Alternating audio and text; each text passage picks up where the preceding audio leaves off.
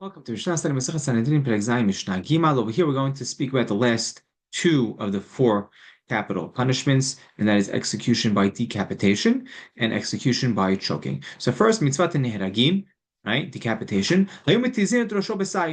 They just chop his head off with a sword. The same way you see the kings, the monarchies performing. This is how they would kill people. They just chop their head off.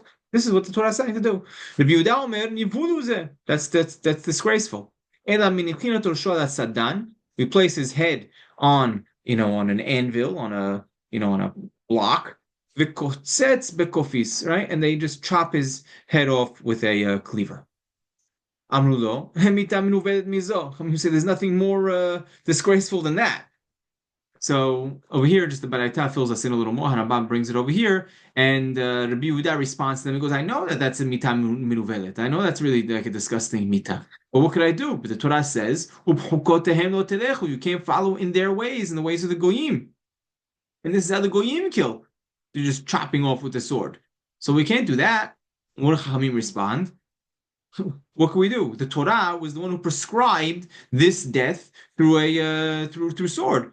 We learned it from the Torah. We learned it from the Goyim. What could we do that they took it from the Torah? They took up this practice and perform, and now use it themselves. The Torah was the one that commanded it, and that's what we do.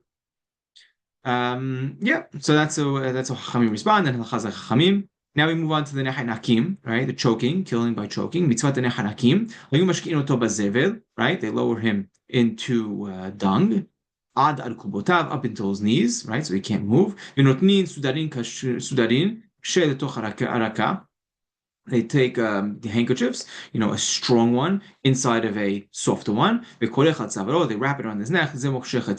One person, right, one of the edim would pull towards himself. The other would pull the other way until he is killed by the choking, by the strangulation. Hanambam just points out an interesting idea, and he even says himself at the end that it's an interesting idea, and that is, why is it that the edim, that the witnesses, the ones that perform the execution?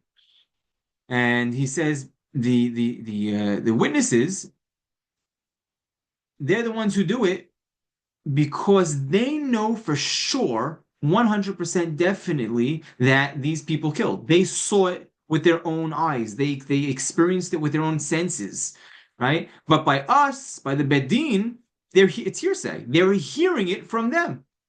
Our understanding is only through their perspective. Therefore, Hashem commands the edim, right, to be the ones to perform the act of killing over here, right, of fulfilling the sentence, the capital sentence. And Habam says, "Vezo ha'arana." Right, this is an interesting point. Halacha is not like Rabbi Yehuda, as we mentioned.